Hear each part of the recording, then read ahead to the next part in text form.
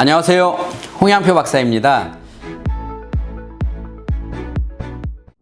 지난 시간에 좌뇌형 아이와 그 아이들을 어떻게 우뇌를 발달시킬까라고 하는 솔루션 3가지에 대해서 이야기 나눠봤습니다. 그럼 오늘은 우뇌형 아이에 대해서 한번 이야기 나눠보는 시간을 갖도록 하겠습니다. 우뇌형 아이는 첫 번째, 우뇌가 하는 일을 먼저 보면 알죠? 감성이 풍부하다. 자, 이런 거죠.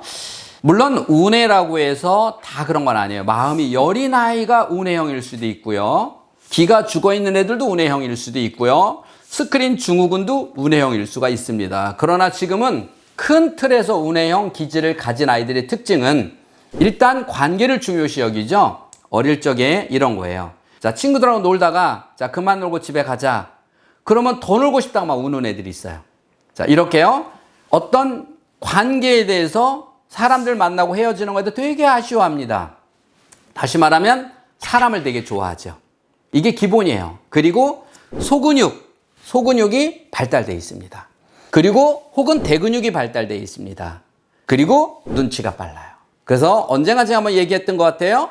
어머니가 바깥에서 기분 나빠 들어왔을 때 좌뇌형 아이들은 쫓아다니면서 잔소리하다 한 대 맞는다. 우뇌형 아이는 평상시 안 하던 짓 한다. 즉 방문 열어놓고 큰 소리로 책 읽는다. 자, 이게 우뇌형 아이들의 특징이에요. 그러니까 우뇌적 아이들은 감성적이고 관계가 중요하다고 생각을 하기 때문에 항상 이 인간관계 노는 거에 충실하죠. 자, 그러면 당연히 떨어지는 건 뭡니까? 당연히 공부에는 관심이 없죠. 그래서 저희가 청소년들 뇌를 딱 검사했을 때 선호도가 우뇌다. 그럼 제가 제일 먼저 하는 게 어머니 얘는 공부하고 별로 안 친해요. 이렇게 얘기를 하는 거예요. 맞아요. 우리 애가요 공부하면 잘할 것 같은데 안 해요. 그렇죠. 잘할 것 같으면 안 하는데 왜 잘 안 할까요? 안 친해서요. 그러면 이런 아이들은 공부하고 안 친하면 뭔가 에너지를 쓸 수 있는 곳이 있어야 되는데 애들하고 마음껏 뛰어놀고 뭔가 만지고 오리고 붙이고 이래야 되는데 이러한 것들이 환경적으로 조성이 안 되면 결국은 공상, 상상, 허상의 뇌로 가기 때문에 스크린에 빠져요.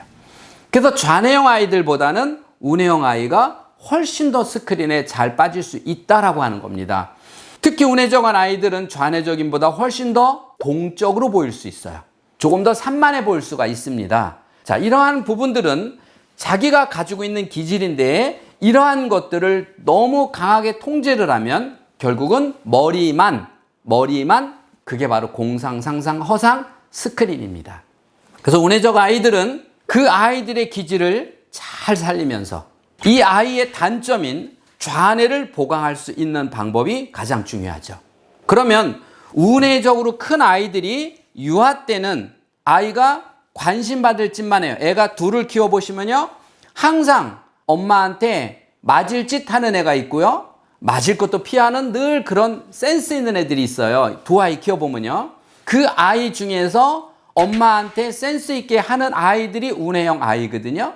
근데 이런 아이들의 단점이 뭐냐면 계획하고 실천하는 게 떨어진다는 거예요. 특히 청소년 때 보세요.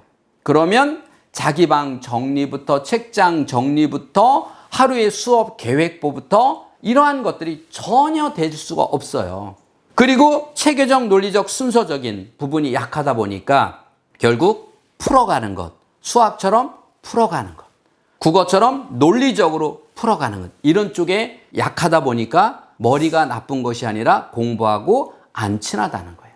그러면 이러한 것들을 청소년이 돼서 이미 청소년이 돼서 바꾸려고 하면 힘들죠. 그 전에 바꿔야 된다는 거죠. 그럼 어떻게 바꿀 것이냐라고 하는 거죠. 어릴수록 뇌는 빨리, 즉 어릴수록 습관을 바꾸기가 빠르잖아요.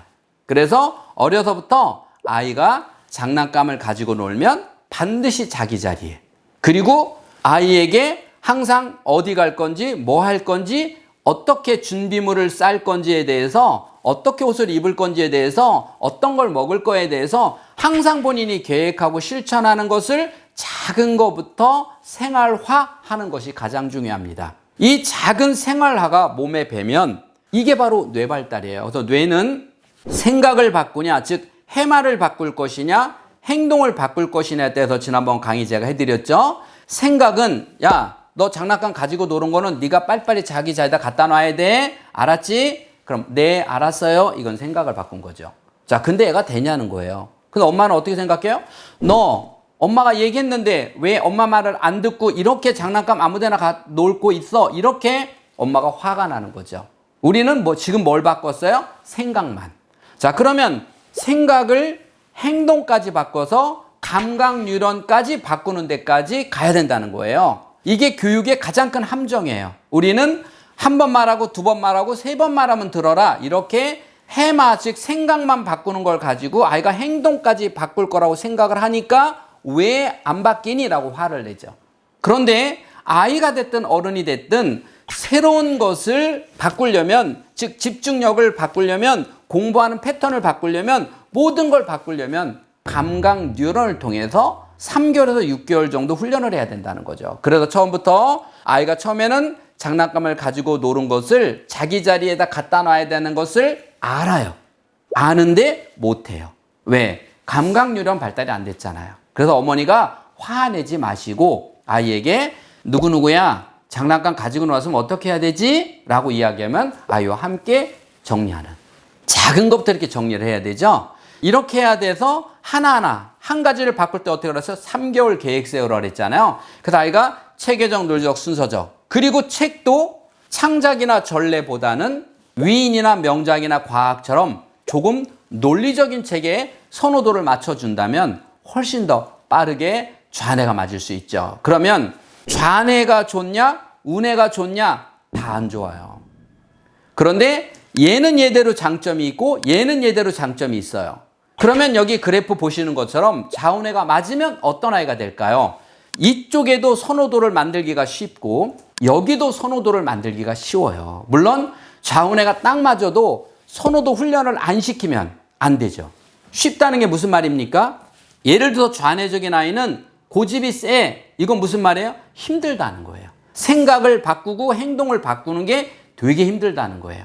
근데 좌우뇌가 맞으면 설득력, 그래서 제가 좌우뇌가 맞으면 큰 아이들에게는 이렇게 말해요. 아이가 착하네요. 무슨 말이에요? 말귀를 알아듣는 거예요. 말귀를 못 알아들으니까 고집을 피우죠. 말귀를 못 알아들으니까 엉뚱하죠.